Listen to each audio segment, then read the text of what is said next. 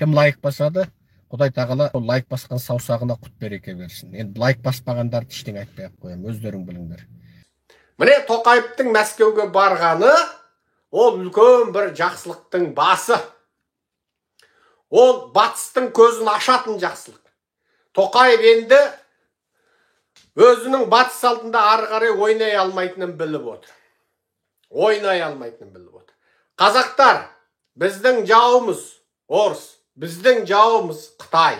Біздің жауымыз орыс пен Қытайға қатар сатылып, жезөкше саясат қолданып, ұлт мүддесін сатып отырған мына Назарбаев Тоқаев жүйесі.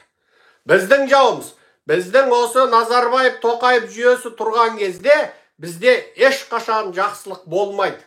Осыны ұмытпаңыздар. Ал барлық ұлт сатқандарының барлық дәлел фактілерін сақтай беріңіздер. Міне соғыста осы юнге қалмай үлкен өзгеріс болады. Қазір жер бетіндегі соғыста Украинаның танкісі жеткілікті болды. Американың, Еуропаның, Германияның танктері жеткізіліп болды. Ал әуе қорғаныс кешені, американдық қорғаныс кешені, германиялық қорғаныс кешені, голландиялық қорғаныс кешені беріліп болды.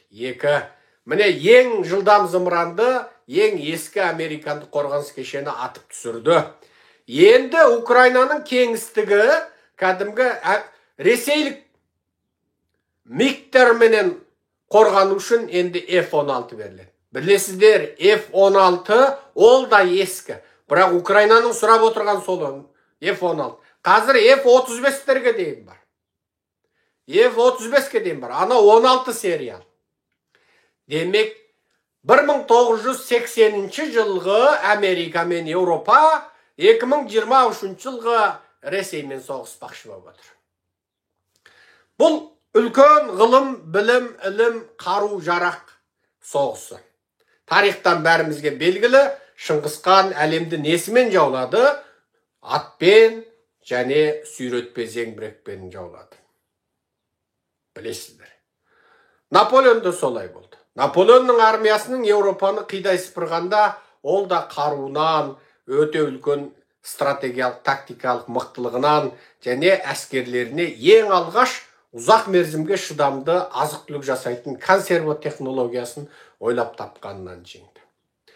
Ал отырықшылардың тарих бойы көшпенділерге тең келе алмай отырған, отырықшы халықтардың тарих бойы ұзақ жерге, алысқа, соғысқа бара алмай қор болатынның бір белгісі азық-түлік мәселесін шеше алмады. Ал көшпенділердің жер әлемді ат-тұяғымен таптап үлкен империялар құратын бір себебі олардың азық-түлік мәселесі өте жеңіл болды. Біріншісі торсық, екіншісі айран, үшіншісі пісірған етті сол торсықтағы айранына салып алып, сосын ұзақ мерзімге жететін құрт, өзінің мінген аты, ертіп жүрген биесі, сауып алса сүт, ашытса айран, биесін сауса саумал, ашытса қымыз, міне сол арқылы көшпенділер жер әлемді жаулады. Ол заманда көшпенділердің қолындағы жылқы қазіргі танкі болатын. Міне, қазірде де соғыста осы қару жарақ соғыс тұр. Міне қазір әуе кеңістігін қорғайтын патриот бар, зымыранды атып түсетін патриот бар, Кенжелға қарсы патриот бар, орыстың танкісіне қарсы Еуропа, Американың танкісі бар, енді тек F-16 кем болып тұр. F-16 осы алдағы бірнеше күнде, тіпті осы бір апта ішінде Украинаның қолына қалай тиеді, соғыста солай өзгеріс болады. Қазақтар, мықты болайық, үлкен өзгеріске дайындалайық. Үлкен өзгеріс заманы келе жатыр. Бір жақсылық келе жатыр. Өте үлкен жақсылық келе жатыр. Ол мынау орыстың бітетін кезі. Мәскеудегі парад туралы асықпай оны мақалада жазармыз. Бір ғана танық жүр. Басқа танық жоқ. Мықты әскерилер жоқ, баяғыдай зымырандар жоқ, баяғыдай неше түрлі түтікті қару жоқ, ештеңе жоқ. Ал әскерилердің өзі оқып жатқан курсанттар, жап-жас беттері күнге күймеген балалар, міне, Әскеридің бәрі алдыңғы шепте жүр. Айтпақшы, Вагнерге қару беріліп қапты. Қазір Твиттерде Вагнердің бастығы 50 боғауыз айтты ма, 60 боғауыз айтты ма зерттеп жатыр.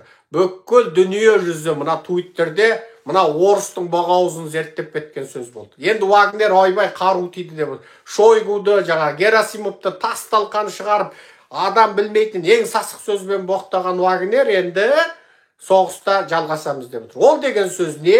Ол Путиннің ішкі командасының өзі қазір бір-бірімен алтыбақан алауыз. Орыстың жоғарғы элитасының билігінің өзі бір-бірімен алтыбақан алауыз болып отырғандығының белгісі. Енді қайтадан соғыс болады. Соғыста боламыз дейді. Біреулер айтады, Бахмуттан шегінеді, шегінбейді. Біреулер айтады, Вагнер тактика қолданды. Жоқ. Ол бүкіл генералдарын боқтап, аузын бұзып, мына өлген өліктерді қара деген сөзінен, егер ол өліктерді көрсетсе, ол тактика емес. Генералдарын боқтаса, ол тактика емес. Олар Украин шабуылға ұшырап, сосын қақпанға бат. Жоқ, Украин шабуылды олар сияқты ура деп көз жұмып алдыға ура беретін орыстың 2-ші дүниежүзілік 1-ші дүниежүзілік соғыстағы ескі тактикасымен ураламайды.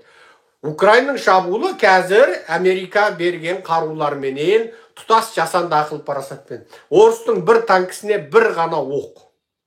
Оларда бір танкіге 2 оқтатпайды. Себебі бәр төбеден Google-мен, Facebook-пен, бәр жаңа Starlink интернетпен, жасанды ақыл парасатпен басқарылып отыр. Қай жерде қанша адам, қанша техника кетіп бара жатыр, кім қалай қарай, қай бағытқа атады, бәр орталықтан басқарылып отыр. Оның қасында орыстардікі ескі замандық, ескі технология.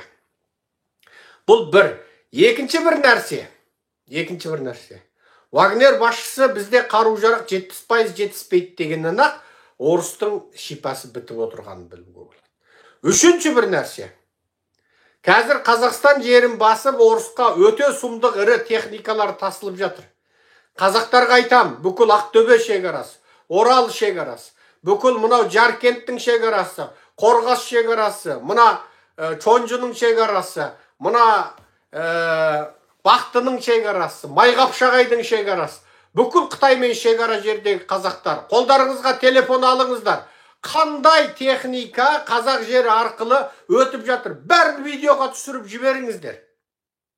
Айналайындар, үш ағайынды бірігіп, бір балаға ақша беріп, бір балаларыңды жұмыстан босатып отырып, телефонмен арнайы түрде соны түсіріп, бізге жіберіп беріп отырсын ата жұртқа.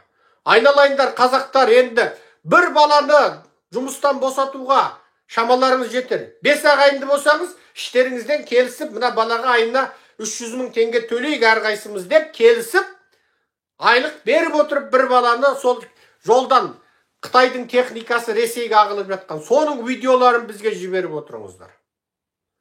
Міне, ал бүкіл Орал шекарасы, Ақтөбе шекарасы, бүкіл Ресеймен батыста, Өскемен жақтағы Ресеймен шекараласатын тас жолдардағы, темір жолдағы қазақтар, сіздер де осы Ресейге өтіп жатқан, қазақ жері арқылы Қытайдан кеп Ресейге өтіп жатқан бүкіл техникалардың видеоларын, фотоларын бізге жіберіп отырыңыздар.